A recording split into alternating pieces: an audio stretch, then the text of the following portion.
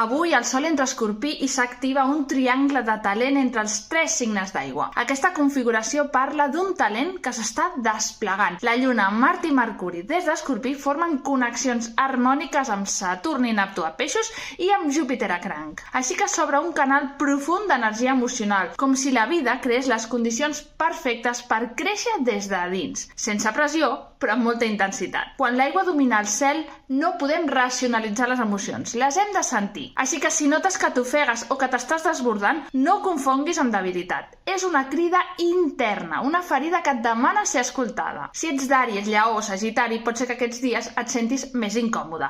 El teu foc no crema amb tanta llibertat sota l'aigua. Si ets de Taure, Verge o Capricorn, vigila no refugiar-te en la sobreproducció o en l'excés de tasques. I si ets Bessons, Balança o Aquari, la ment voldrà entendre les emocions, però no tot es resol amb la raó. Aquest triangle de talent ens demana silenci i presència. És a través d'aquesta presència que l'energia d'aigua s'anirà desplegant de forma orgànica mostrant-nos el camí.